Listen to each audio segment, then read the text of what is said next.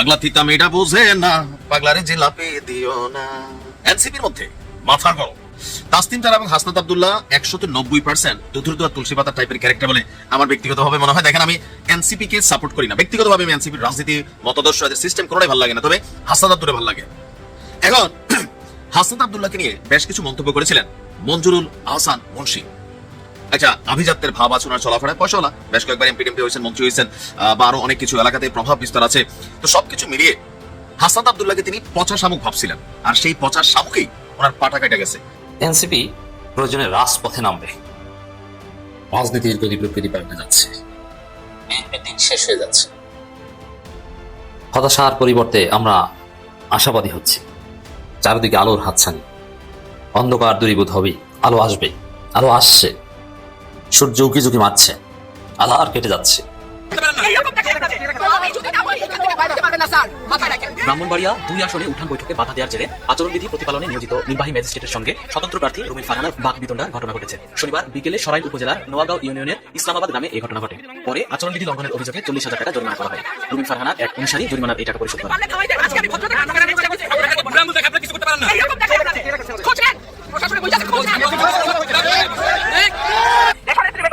হাসপাতালে যাওয়ার 2 দিন আগে বলেছিলেন 23 নভেম্বর উনি হাসপাতালে ভর্তি হয়। 20 তারিখ উনি বলেছিল রুবিন আর সোহেলের ব্যাপারটা কি, কেন রুবিনকে নমিনেশন দেওয়া হলো না? দল তার কোনো জবাব দিতে পারে নাই। তারপর আমাদের মা দেশনেত্রী বেগম খালেদা জিয়া আল্লাহর কাছে মেহমান হয়ে গেছে। এরপরে দল আমাকে বহিষ্কার করেছে। এখন আবার দল আমাকে সকাল বিকাল টেলিফোন করে বলে মন্ত্রিত্ব দিয়ে দেবো, আসনটা ছেড়ে দেন। আজকে আপনারা আমাকে যে ফুলের মালা দিয়ে বরণ করেছেন, আমি আল্লাহর কাছে দোয়া করি আগামী 12ই ফেব্রুয়ারি আল্লাহ যেন আমার ভাগ্যে এই মালা লিখে রাখে। আমি তোরা তো বুঝলি না, যারা হিন্দু ধর্মে আছে তারা কিন্তু শক্তিশালী দেবী হিসেবে যাকে মানে, যে অসুরকে বধ করেছে সে হচ্ছে কে? মা কালী। একজন নারী যদি রৌদ্রমূর্তি ধারণ করে তাহলে কেমন হয়? গতকালকে রুমিন ফারহানার যে ম্যাজিস্ট্রেটকে বৃদ্ধাঙ্গুলি দেখানোর যে দৃশ্যটা, সেটা প্রমাণ করে দিয়েছে বেরিয়ে থেকে খেপান যেত না। এই দৃশ্য দেখার আগে পরে বিএনপিও চিন্তা করছে যে না, দলের জন্য অনেক করছে মহিলাটা।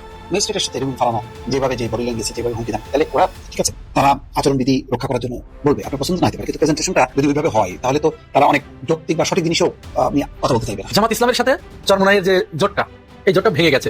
এখন এই ভেঙে যাওয়ার কারণে অনেকেই খুশি হয়েছেন, অনেকেই মন খারাপ করেছেন এবং হতাশা ব্যক্ত করছেন যে জোটটা ভেঙে যাওয়া কি ঠিক হলো, উচিত হলো? জোট ভেঙে গিয়ে কি জামাতের লাভ হয়েছে নাকি লস হয়েছে? চরমোনাই বা কতটুকু লাভবান হলো এই জোট ভেঙে গিয়ে, আলাদা নির্বাচন করতে গিয়ে? এই সবগুলো প্রশ্নের জবাব আজ আমি এই ভিডিওতে আপনাদেরকে দিব। আসন্ন ত্রয়োদশ জাতীয় সংসদ নির্বাচনে কুমিল্লা 4 আসনে বিএনপি প্রার্থী মঞ্জুরুল আহসান মুন্সির মনোনয়নপত্র বাতিল ঘোষণা করেছে নির্বাচন কমিশন। শনিবার বিকেলে তার প্রার্থিতা বাতিলের রায় দেয় সংস্থাটি। এর আগে ঋণ খেলাপির অভিযোগ এনে মঞ্জুরুল আহসান মুন্সির মনোনয়নপত্র বাতিলে ইসিতে আবেদন করেছিলেন আসনটির জাতীয় নাগরিক পার্টি এনসিপির প্রার্থী হাসনাত আব্দুল্লাহ। অন্যদিকে হাসনাত আব্দুল্লাহর প্রার্থিতার বিরুদ্ধে মঞ্জুরুল আহসান মুন্সির করা আপিলটি খারিজ করা হয়েছে। এদিকে নির্বাচনের আগে শক্ত প্রতিদ্বন্দ্বীর প্রার্থিতা বাতিলে হাসনাত আব্দুল্লাহ জয়ের দিকে এক ধাপ এগিয়ে গেলেন বলে মনে করছেন অনেকে। তবে আসনটিতে বিএনপি প্রার্থীর মনোনয়ন বাতিল হলেও বিনা প্রতিদ্বন্দ্বিতায় জয়ের সুযোগ নেই হাসনাতের। ইসির তথ্য মতে আসনটিতে আরো প্রতিদ্বন্দ্বিতা করবেন ইনসানিয়াত বিপ্লব বাংলাদেশের প্রার্থী ইরফানুল হক সরদার, খিলাফত মজলিসের মোহাম্মদ মুজিবুর রহমান, গণ অধিকার পরিষদের মোহাম্মদ আবু জসিম উদ্দিন এবং বাংলাদেশ খিলাফত মজলিসের মোফাজ্জল হোসেন। অনেক সাহস। অবশ্য সাবেক ছাত্রলীগের একজন নেতা, বাট জুলাই আগস্ট অভ্যুত্থানে যিনি ছাত্রলীগের বিরুদ্ধে অবস্থান নিয়েছেন, এরপর তার জীবনটা অনেকটা আলাদিনের চারাগের মতন বদলে গেছে। তবে এনসিপিতে যারা কানেক্টেড ছিলেন, বারবার আমার প্রতি ভিডিওতে আমি 2টা ক্যারেক্টারের নাম বলি, তাসনিম জারা, হাসনাত আব্দুল্লাহ, এই 2জন ছাড়া বাকি একজনকে আপনি দুধের দোয়া তুলসী পাতা বলতে পারবেন না।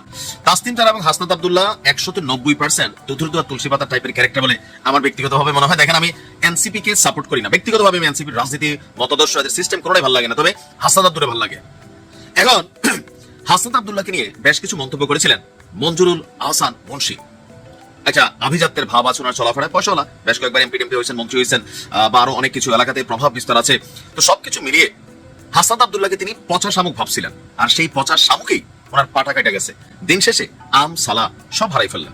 খেয়াল আছে নিশ্চয়ই, কুমিল্লায় আমাদের যে কি বলে যে আপনার ম্যাজিস্ট্রেট অফিস আছে, সরি ডিসি অফিস আছে, রিটার্নিং অফিসার হিসেবে যিনি এই মুহূর্তে আছেন, সেখানে ঋণ খেলাপি ইস্যুতে একটা বাকবিতণ্ডা হয়েছিল।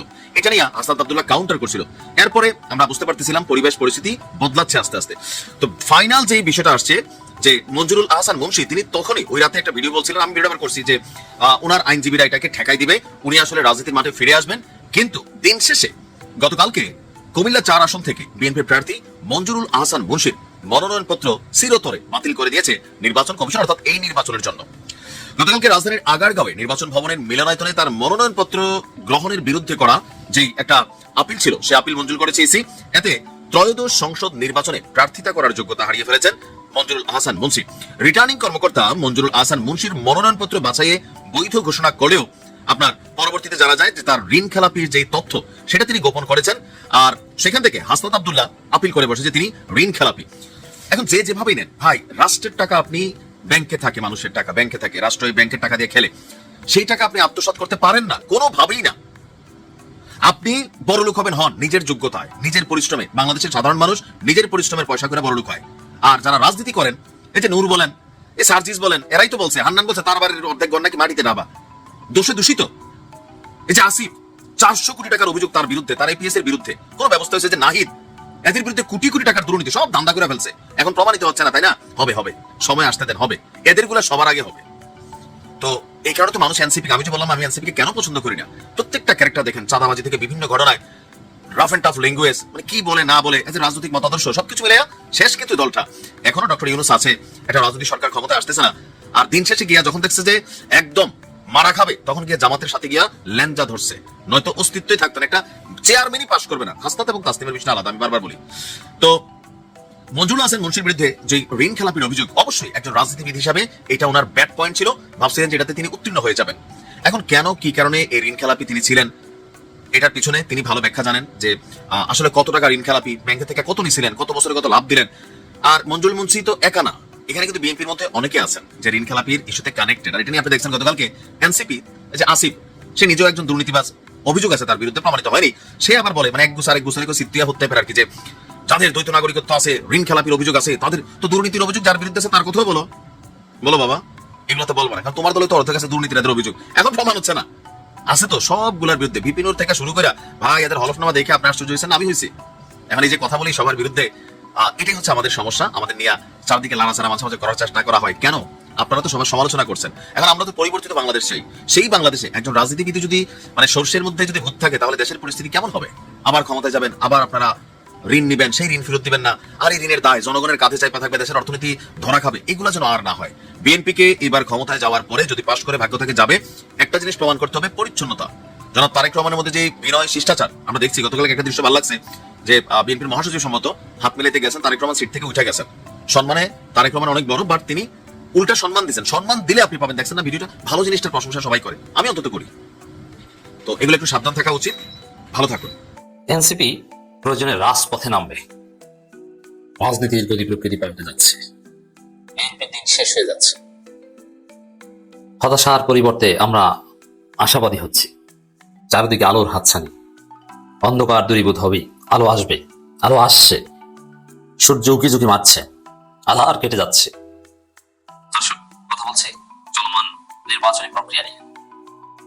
আমাদের দেশপ্রেমিক বাংলাদেশপন্থী অনেকে হতাশ যে ভাই, ঠিক আছে নির্বাচন হবে, আমরা বাংলাদেশপন্থীদের ভোট দিব, ভারতের নব্য দালালদের চান্দাবাজদের ভোট দিব না, সব ঠিক আছে, কিন্তু ভোট কারচুপি হবে, ভোটটাকেই তারা নিয়ে যাবে। তারপর আসলে ভোট যাকেই নেই, ক্ষমতায় ঘুরে ফিরে তারাই আসবে, তার প্রশাসন হেল্প করবে, তারা ভোট চুরি করবে। এই আশঙ্কা জনমনে প্রবল, কিন্তু না, এত সোজা না। এনসিপির চোখের সামনে, জামাতের শিবিরের চোখের সামনে ভোট চুরি করে নিয়ে যাবে, আবার যারা চুরি করবে সম্ভাব্য চোর, তারা আবার এখন ক্ষমতাসীন না। প্রশাসন তাদের দালাল, বা প্রশাসনকে তারা কনভিন্স করেছে at least to some extent, but they are not in power. অতএব এত সহজে ভোট চুরি করে যাবে এবং সেই চুরির ভোট দিয়ে ক্ষমতায় আসবে, আর এনসিপি জামাত শিবির আঙ্গুল চুষবে, এটা মনে করার কোনো কারণ নেই। এনসিপি নির্বাচনী প্রক্রিয়ার মধ্যে রাজপথে নামবে, কথা বলার কিন্তু কোনো সুযোগ নেই। আপনি নির্বাচন করে আপনি ভোটের প্রচারণা চালাবেন, কিন্তু আপনি সমাবেশ করবেন, মিছিল করবেন, হরতাল করবেন, অবরোধ করবেন, ঘেরাও কর্মসূচি পালন করবেন, অবস্থান কর্মসূচি পালন করবেন, এটা কিন্তু স্বাভাবিক নয়। কিন্তু যদি প্রয়োজন হয়, এনসিপিটা বলছে প্রয়োজনে তারা রাজপথে নামবে। জামাতের রিজার্ভে কিন্তু মহাসমাবেশ আছে। অতএব কোনো উল্টাপাল্টা এই নতুন বাংলাদেশে চলবে না, কোনো কারচুপি চলবে না। বিভিন্ন দেশীয় অস্ত্রশস্ত্র প্রস্তুত করছে বিএনপি সন্ত্রাসীরা। আমি বলি জামাতকে আপনারাও করেন, আপনারা পাল্টা বৈধ অস্ত্রশস্ত্র প্রয়োগ করেন, বাঁশের লাঠিতে তেল দিয়ে রাখেন। বিএনপি যদি দেখেন, বিএনপির লোকজন খবর পাচ্ছে আমি, ওরা দেশীয় রামদা ধার দিয়ে রামদা নিয়ে হাঁটছে, রাতে ভয় দেখাচ্ছে যে জামাত যারা করো খবর আছে, ভোট বিএনপিটাকে নিয়ে যাবে। বিএনপির রামদা যদি হয় 12-24 ইঞ্চি বা 36 ইঞ্চি, আমি জানি না যে রামদার সাইজ কত, দেখেছি ছোটকালে। আপনি 60 ইঞ্চি লাঠি বানান, ও রামদার চাইতে 3 গুণ লম্বা লাঠি বানান, বাঁশের লাঠি, লাঠি দিয়ে পিটিয়ে আর রামদা ভেঙে দিবেন। আপনার লাঠি বৈধ আর ওর রামদা অবৈধ, পার্থক্য হবে এটা শুধু। অতএব এত সহজে ভোট চুরি করে পার পেতে পারবে না। প্রশাসনিক কার্যবিকাশ, যেমন বিদেশি নাগরিক হাসনাত আব্দুল্লাহদের ধমক দিয়ে অবৈধভাবে মনোনয়ন টিকিয়ে রাখবে, এত সোজা না। আব্দুল আউয়াল মিন্টু টাকার পাওয়ার দেখাবেন, টাকা দিয়ে ডিসি মিসি কিনে ফেলেছেন, আপনার তথ্য গোপন ডিসি দেখেও না দেখার ভান করে, এত সহজ নয়, আপনি বাঁচতে পারবেন না। আপনার আইনের ফাঁদে আপনাকে পড়তেই হবে। এনসিপি যে কি জিনিস, হাসনাত আব্দুল্লাহর আসনে যে বিএনপির প্রার্থী তাকে বুঝিয়ে দিয়েছে, হাসনাতকে চেনে না। যাই হোক দর্শক, এখানে দেখেন আসিফ মাহমুদ তিনি সংবাদ সম্মেলন করেছেন, সংবাদ সম্মেলনে কথা বলেছে এনসিপি, স্পষ্ট করে বলেছেন ঋণ খেলাপি ও দ্বৈত নাগরিকত্ব থাকা প্রার্থীদের ভোট করতে দেওয়া হবে না। আসিফ মাহমুদ কিন্তু মন্ত্রী নয়, একটা দলের মুখপাত্র। তিনি বলছেন ঋণ খেলাপি ও দ্বৈত নাগরিকত্ব থাকা প্রার্থীদের ভোট করতে দেওয়া হবে না। এটা কিন্তু ঘাটতারা টাইপের, আন্দোলন টাইপের কথা, বিপ্লবী কথা। ভোট করতে দেওয়া উচিত নয়, সরকার প্রয়োজনীয় পদক্ষেপ নেবে, এরকম না, ভোট করতে দিব না। এবং তিনি বলেছেন প্রয়োজন আমরা রাজপথে নামবো। এর মানে কি, জোর করে আমরা ভোট করা থেকে এদের ভোট করা ছুটাই দেবো। এভাবে কয়েকটা প্রক্রিয়া। একটা হচ্ছে, এটা আসিফের সামগ্রিক বক্তব্যে উঠে এসেছে, এনসিপির মানহাজ এটা, যে কিভাবে এই বিএনপি সন্ত্রাসীদের ভোট করতে দিবেন। একটা অংশ এখানে দ্বৈত নাগরিকত্ব গোপন করে যারা ভোট করতে চায় অথবা ঋণ খেলাপি হয়ে যারা ভোট করতে চায়, এ তো বিএনপির প্রার্থী। জামাতের কয়েকজনের ক্ষেত্রে ঋণ খেলাপির অভিযোগ ছিল, এটা যে মিথ্যা সেটা প্রমাণিত হয়েছে, তারা প্রার্থীতে ফিরে পেয়েছেন। আর দ্বৈত নাগরিকত্ব প্রশ্ন জামাতের লোকজন প্রয়োজনীয় কাগজপত্র সময় মতো সাবমিট করেছে, কিন্তু তথ্য গোপন করে দ্বৈত নাগরিকত্ব বহাল রেখেও তারা প্রার্থীতে ফিরে পেতে চায়, অবৈধতা রাখতে চায় বিএনপি। অতএব এখানে ঋণ খেলাপি এবং দ্বৈত নাগরিক যাদেরকে নির্বাচন করতে দিবে না এনসিপি বলছে, দে আর বিএনপি, এটা স্পষ্ট আপনাকে বিশ্বাস করতে হবে। এবং যে প্রেক্ষাপটে সংবাদ সম্মেলন করেছে সেটা বিএনপির বিরুদ্ধে। এখন বিএনপি কে দিবে না কিভাবে? প্রথম কথা হচ্ছে আইনি প্রক্রিয়ায় সর্বোচ্চ লড়াই করবে। কৃষি আইনি প্রক্রিয়া, ইসিতে আপিল করেছে যে প্রার্থীটা বাতিল করা হোক, ঋণ খেলাপি, সেটা করেছে, করবে। এরপরে দ্বৈত নাগরিকত্ব ডকুমেন্টস হাজির করেছে, যে ভিসা বাতিল আবেদন করেনি, এই মার্কিন পাসপোর্ট নিয়ে যখন বলেছে যে আমি ভিসা বাতিল আবেদন করেছি, তারপরেও মার্কিন পাসপোর্ট নিয়ে ভিজিট করেছে। আর যে বাংলাদেশি নাগরিক মার্কিন পাসপোর্ট নিয়ে চলে, এক দেশ থেকে আরেক দেশে যায়, আর এখন এসে নির্বাচন করবে না। আইনিভাবে প্রথমে দেখবে, আর আইনিভাবে না হলে তারপরে রাজপথে নামা হবে, প্রয়োজন নির্বাচন কমিশন ঘেরাও করা হবে, অচল করে দেওয়া হবে। কিন্তু এইসব ফাজলামি চলবে না। এখন এটাকে শুধু ইনকলাবি এবং দ্বৈত নাগরিকত্বের ক্ষেত্রে এনসিপি এই কঠোরতা দেখাবে না, যে কোনো ভোট চুরির বিরুদ্ধে। অতএব কোনো বিএনপি কেউ এক বিন্দু পরিমাণ ভোট চুরি করতে পারবে না। আর ভোট চুরির রাস্তা বন্ধ হলে এটা স্পষ্ট বলা যায় বিএনপির দিন শেষ। ভোট চুরি ছাড়া বিএনপির কোনো রাজনীতি, বিএনপির কোনো সম্ভাবনা বাংলাদেশ নাই। দর্শক, ঋণ খেলাপি দ্বৈত নাগরিকত্ব থাকা প্রার্থীদের আসন্ন ত্রয়োদশ জাতীয় সংসদ নির্বাচনে প্রতিদ্বন্দ্বিতা করার সুযোগ নেই উল্লেখ করে জাতীয় নাগরিক পার্টির মুখপাত্র ও নির্বাচন পরিচালনা কমিটির চেয়ারম্যান আসিফ মাহমুদ সজীব ভাই বলেছেন, ঋণ খেলাপি দ্বৈত নাগরিকদের প্রার্থীদের ভোট করতে দেওয়া হবে না। হুঙ্কার, গর্জন, এটাই হচ্ছে বিপ্লবীদের চরিত্র। দলীয় স্থায়ী কার্যালয়ে একজনের সংবাদ সম্মেলনে হুঁশিয়ারি দেন। এটা জরুরি সংবাদ সম্মেলন বা কেন? Very significant. কারণ এই ধরনের এই ঋণ খেলাপিরা এবং দ্বৈত নাগরিকত্ব থাকা ব্যক্তিরা তথ্য গোপন করে, তারা টাকার বলে প্রশাসনকে ম্যানেজ করে নির্বাচনে প্রার্থী হওয়ার চেষ্টা করছে। এটা দৃষ্টিগোচর হওয়ার সাথে সাথে এনসিপি সংবাদ সম্মেলন করবে এবং সংবাদ সম্মেলনে নানান তথ্যপত্র তারা উপস্থাপন করেছে, কিভাবে কি বিএনপি জালিয়াতি করছে, কিভাবে প্রশাসনকে ব্যবহার করে 2 নম্বরই করছে। দর্শক, আপনারা যারা হতাশ যে ভোট চুরি করে বিএনপি ক্ষমতায় আসবে, তারা এলাকায় গ্রামে গঞ্জে নামদা রেডি করছে, আপনাদের জন্য বলতে চাই, জাস্ট এনসিপির দিকে তাকান। ওদের চোখের সামনে ওদের রক্ত থাকতে, ওদের শরীরে এক বিন্দু পরিমাণ রক্ত থাকতে, শ্বাস প্রশ্বাস থাকতে ভোট চুরি করে বাংলাদেশ কেউ পার পাবে না। অতএব নির্বিঘ্নে ভোট দিতে যাবেন। আপনার ভোটের মাধ্যমে যারা জিতবে তারাই ক্ষমতা আসবে। সুষ্ঠু ভোটে বিএনপি জিতলে বিএনপি আসবে, কিন্তু ভোট চুরি হবে না। রাজপথে নেমে হোক আর যেভাবে এনসিপি চাকিয়ে দেবে। অনেকেই মন খারাপ করেছেন এবং হতাশা ব্যক্ত করছেন যে জোটটা ভেঙে যাওয়া কি ঠিক হলো, উচিত হলো? জোট ভেঙে গিয়ে কি জামাতের লাভ হয়েছে নাকি লস হয়েছে? চরমোনাই বা কতটুকু লাভবান হলো এই জোট ভেঙে গিয়ে, আলাদা নির্বাচন করতে গিয়ে? এই সবগুলো প্রশ্নের জবাব আজ আমি এই ভিডিওতে আপনাদেরকে দিব। প্রথম কথায় আসি, চরমোনাইয়ের সাথে জামাতের যে জোট ভেঙে গেল, এটি কোনো ব্যক্তির সিদ্ধান্তে নয়। এই জোটটা ভেঙে গিয়েছে স্বয়ং আরশের যিনি মালিক, সেই মালিকের ইশারায়। সিদ্ধান্তটা আসমান থেকে হয়েছে আর জমিনে সেটার বাস্তবায়ন হয়েছে। অর্থাৎ আরশের মালিক তিনি চান নাই জামাত ইসলামের এই 10 দলীয় জোটের সাথে চরমোনাই আপাতত যোগ দিক। আল্লাহ রাব্বুল আলামিন কারো হাতে ক্ষমতা দেন বিশেষ কিছু গুণ তার ভিতরে থাকার কারণে। মানব কল্যাণ যার দ্বারা সবচেয়ে বেশি সাধিত হয়, ক্ষমতাটা কিন্তু আল্লাহ রাব্বুল আলামিন তার কাছেই দেন। এবং অনেক সময় অধিকাংশ ক্ষেত্রে যার দ্বারা মানবের অকল্যাণ সাধিত হয়, মানুষের জানমাল যার কাছে নিরাপদ থাকে না এবং জনগণ যার প্রতি প্রচন্ড ভাবে বিরাগ ভাজন হয়ে যায়, তখন আল্লাহ রাব্বুল আলামিনও তার উপর থেকে মুখ ফিরিয়ে নেন।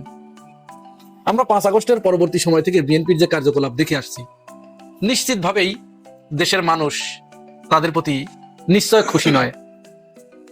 কেন তাদের প্রতি দেশের মানুষ খুশি নয়?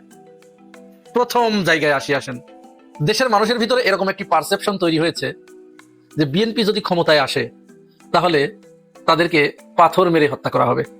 যেভাবে ঢাকার একটি বাজারে প্রকাশ্য দিবালোকে বিএনপি নেতাকর্মীরা তার নিজের দলের আরেকজনকে পাথর দিয়ে হত্যা করলেন, যেটি আয়ামে জাহিলিয়াতের যুগে সম্ভব ছিল শুধু, সেটি এই যুগে এসে তাদের মাধ্যমে সম্পূর্ণ হলো।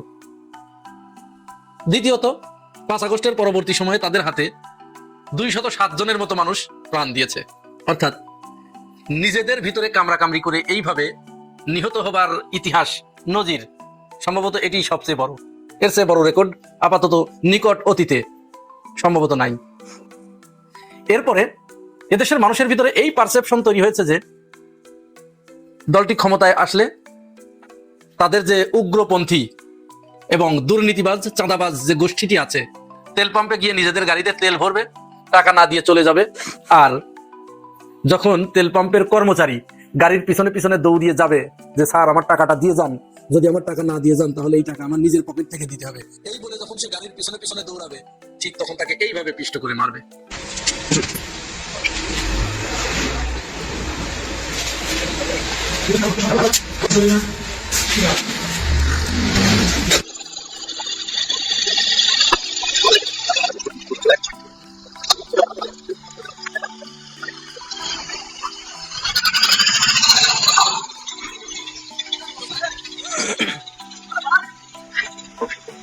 এরপর দেশের মানুষের ভিতরে এই পারসেপশনও তৈরি হয়েছে যে এই দলের লোকগুলো যদি কোনো ভুল করে, অন্যায় করে বা মিথ্যা তথ্য যদি কোনো জায়গায় পরিবেশন করে, আর তাদের মিথ্যা তথ্য যদি কেউ ধরিয়ে দেয়, তাহলে তাকে ইলেকশন কমিশনের সামনে বা প্রকাশ্য দিবালোকে শত শত মানুষের সামনে এইভাবে রাস্তায় ফেলে, এই আইনজীবীর মতো রাস্তায় ফেলে পিটিয়ে তাকে মেরে ফেলানোর উপক্রম করবে।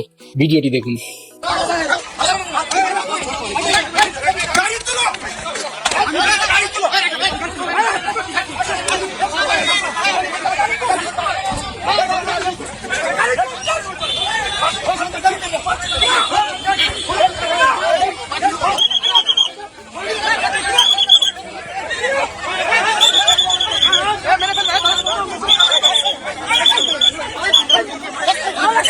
এই কাজটি কে করেছে? এই কাজটি করেছে শেরপুর 2 আসনের যিনি বিএনপি মনোনীত প্রার্থী ফাহিম চৌধুরী। তিনি দ্বৈত নাগরিক। তো এই দ্বৈত নাগরিকের কারণে জামাতের প্রার্থী বাতিল হয়ে গেছে। বিএনপির 2-3 জনের, তারেক রহমান সহ, আব্দুল আল মিন্টু সহ কয়েকজনেরটা বৈধ ঘোষণা করা হয়েছে। পরে এই ফাহিম চৌধুরীর প্রার্থিতার বিরুদ্ধে পিসিতে রিট করেছিল এই আইনজীবী। ঘটনাটিও কিন্তু এরকম, রাজবাড়ী জেলার গোয়ালন্দ মোড়ে একটি পেট্রোল পাম্পে যুবদলের এক নেতা ওই পেট্রোল পাম্পের কর্মচারী রিপন সাহাকে এইভাবে পিষ্ট করে মারলেন। এরপরে মানুষের ভিতরে এই পারসেপশন তৈরি হয়েছে যে গণহত্যাকারী আওয়ামী লীগকে নিষিদ্ধ করার যে দাবি উঠেছিল, গণদাবি উঠেছিল, এই দাবির প্রতি সম্মান জানিয়ে জামাত ইসলামের পক্ষ থেকে একটি রিট করা হয়েছিল আওয়ামী লীগকে আইন করে নিষিদ্ধ করা হোক। কিন্তু তার আগেই তো বিএনপির সাথে তাদের গুটু করা হয়ে গেছে।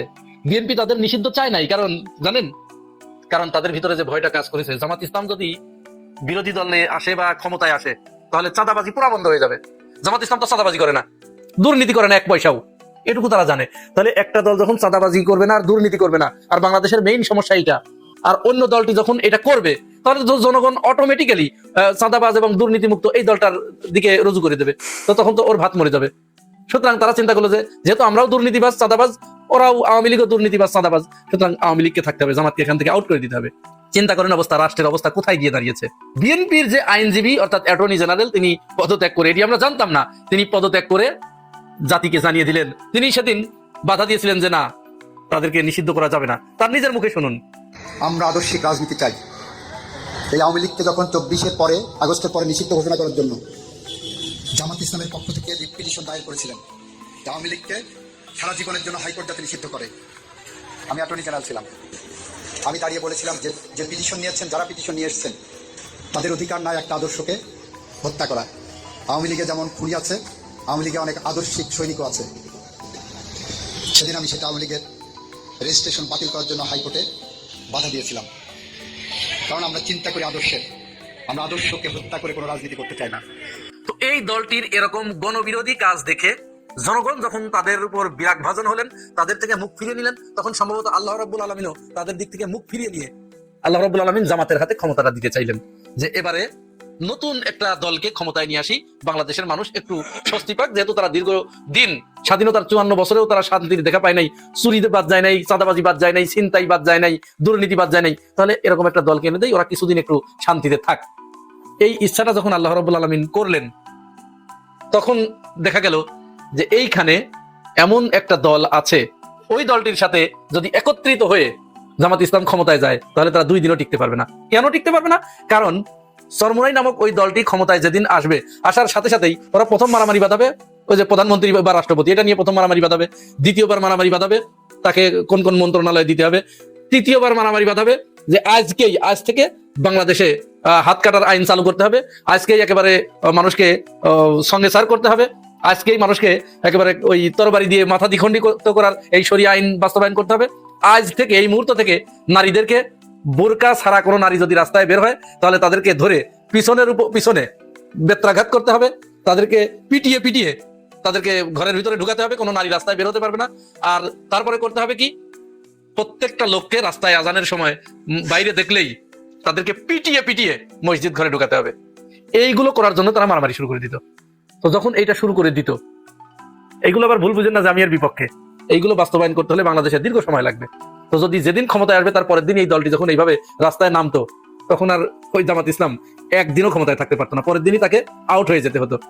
আল্লাহ রাব্বুল আলামিন চাইলেন ক্ষমতা যেহেতু দিব, কিছুদিন যাতে লাস্টিং করে, তাদের নিজেদের ভুলের কারণে যাতে ক্ষমতাটা চলে না যায়, যার কারণে আল্লাহ রাব্বুল আলামিন চরমোনাইকে জামাত ইসলাম থেকে ডিটাচ করে দিলেন, যে তোদের মতো আলাদা থাক, যেন আমি যাকে ক্ষমতা দেব আপাতত কিছুদিনের জন্য যেন এই ক্ষমতার উপরে কোনো কালো শকুনের ডানা বিস্তার না করতে পারে, সেই ব্যবস্থা তিনি করে দিলেন।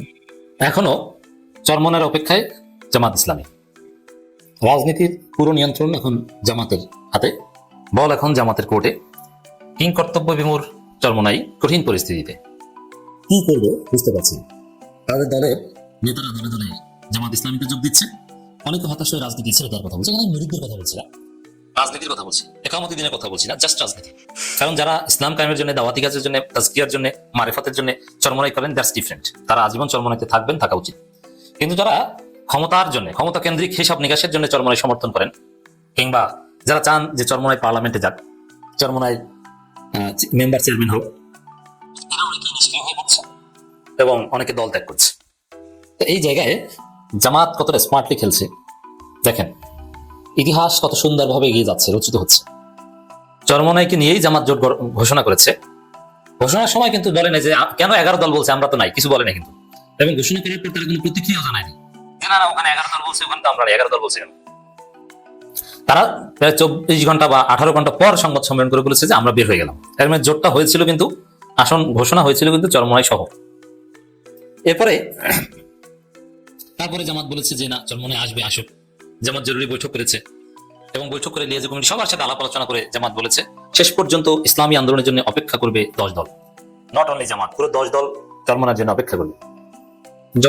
যদি টাইমলি, মানে মনোনয়নপত্র প্রত্যাহারের শেষ সময়ের মধ্যে যদি না আসে, তাহলে যে চরমনাইয়ের জন্য যে আসনগুলো রাখা হয়েছিল, এগুলো জামাত সব বাকি 10 দল ভাগ বাটোয়ারা করে নিবে। সেখানে বেসিক্যালি প্রায় সবগুলো জামাতে থাকবে, অন্যান্য দল কিছু আসন পেতে পারে। তবে এখানে বাস্তবতা মুখ্য। এখানে এমন না যে ভাগ বাটোয়ারা, জিতে আসার মতো প্রার্থী থাকতে হবে। যদি এনসিপির কেউ জিতে আসার মতো থাকবে, ডেফিনেটলি তারা পাবে। জামাতের লোকজনই যদি এখানে সবচেয়ে সম্ভাবনাময় থাকে, তারাই পাবে। দর্শক, এই যে জামাত চরমনাইয়ের জন্য অপেক্ষা করা, শেষ পর্যন্ত অপেক্ষা করা, জামাতের জন্য ইতিহাসটা কত মধুর, কত সুন্দর যে অপেক্ষা হচ্ছে তারা। জামাত 1% দায় জামাতকে দিতে পারবেন না এই জোট ভাঙার জন্য। আমি একটা আলোচনায় বলেছি যে জামাত যে চেষ্টা করেছে চরমনাইকে জোটে রাখতে, এটা ইতিহাসের পাতায় স্বর্ণাক্ষরে লেখা থাকবে। আর চরমোনাই যে ঘাটতারামি করেছে এটাও ইতিহাসে লেখা থাকবে। কিন্তু চরমোনাই এখন আসলে বেশি চালাকি করতে যে এখানে মামুনুল হকের একটা কথা তাৎপর্যপূর্ণ, যে তেমন আশা নাই। রাজনীতি অত্যন্ত ক্রুয়েল অ্যান্ড হার্শ একটা বিষয়। এখানে একটা তিতা সত্য কথা বলি, জামাত বলছে আসুক আসুক আসুক, মামুনুল হক বলছে যে না আসার মনে হয় আর আসবে না। মামুনুল হকটা আসলে সিরিয়াসলি চান না বা চাওয়ার কথা না যে তারা আসুক। কারণ কি জানেন, চরমোনাই আসলে মামুনুল হক এতগুলো পায় না, তো আরো দু একটা নেওয়ার চেষ্টা করতেছে। আর চরমোনাই আসলে মামুনুল হকের এত গুরুত্ব থাকে না। এখন জামাত জোট এটা একটা মাল্টি ডাইমেনশনাল ইনক্লুসিভ জোট, সব শ্রেণীর বা সব মতাদর্শের একটা প্রতিনিধিত্ব আছে।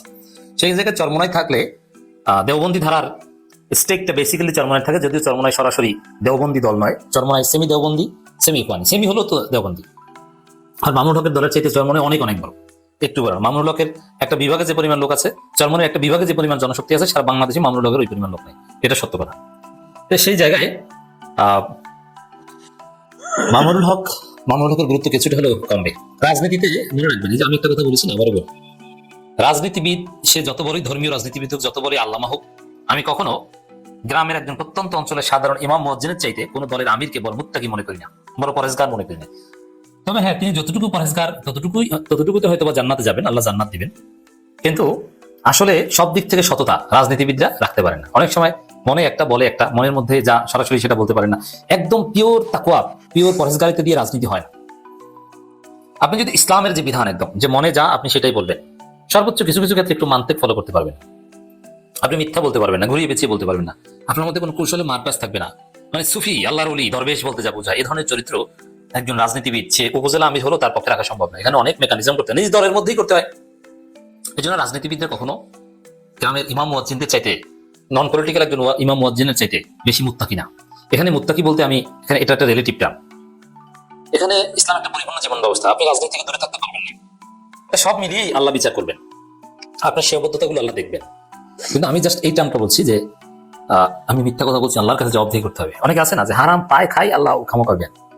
আবার অনেক আছে না আমি ভুলো হারাম স্পর্শ করবো না। অনেক আছে যে নারীর দিকে তাকায়, সুন্দরী নারী দেখতে তাকায়, দেখি আল্লাহ এক পর্যায়ে মাফ করবে। কিন্তু অনেক আছে না আমি তাকাবোই না, নামাজ ফরজ পরে হাঁটাবো। অনেক আছে যে না সুন্নাত নিয়মিত করে এই ইবাদত কিন্তু রাজনীতি মুক্ত বা রাজনীতি বাহিরে যে সরাসরি ইবাদত, পুরো মুমিনের জীবন সবই ইবাদত, কিন্তু তার মধ্যে একদম প্রথাগত যে ইবাদত, এই ইবাদতগুলোর দিক বিবেচনায় বলছি যে একজন ইমাম মুয়াজ্জিন কখনো একটা দলের আমির কখনো একজন ইমাম মুয়াজ্জিনের সাথে এই দিক থেকে বেশি মুত্তাকি না, চরমোনাই হোক আর জামাত হোক আর মামুনুল হোক। অতএব মামুনুল হকরা চরমোনাইকে এখানে থাকুক বা মূল্যায়ন পাক, এটা চাওয়ার কথা না। আজকে আমি তার বক্তব্য থেকে ধারণা করলাম, এটা একটু শুনতে আপনাদের কাছে আপত্তিকর লাগতে পারে, কিন্তু এটা পলিটিক্যাল রিয়ালিটি। চরমোনাইও সেম, যে জামাত এত গুরুত্ব পাবে, জামাত জোয়ারে চরমোনাই আরেক নাম হয়ে গেছে জামাত, এটা মানতে পারতেছে না। চরমোনাইয়ের অস্তিত্ব, জামাতের অস্তিত্বে বিলীন হয়ে যাওয়ার একটা থিওরি চরমোনাইয়ের মধ্যে আছে, যার ফলে জামাত থেকে আলাদা একটা অবস্থান তাদের রাখা জরুরি। নইলে জামাতে যা চরমোনাই তা, তাহলে আবার চরমোনাই কিসের? জামাত চরমোনাই এক থাকলে চরমোনাই গুরুত্ব থাকে কি? চরমোনাই কি যে জামাত না করে চরমোনাই করা লাগবে? এটা তো থাকে না। কিন্তু চরমোনাই যদি বলতে পারে যে না না জামাত শরিয়া আইন বা সরাসরি শরিয়া কায়েমের কথা ওভারনাইট বলে না, কিন্তু না আমরা সরাসরি ওভারনাইট শরিয়া কায়েম করবো, যদিও এটা মিথ্যা কথা, এটা তারাও বলে না, কিন্তু আসলে বলতে তো পারে। এইসব কথাবার্তা বলে নানান ভাবে নিজেদের একটা আলাদা স্বতন্ত্র অবস্থান রাখার চেষ্টা করতে পারে। সেরকম নানান রাজনীতি আছে।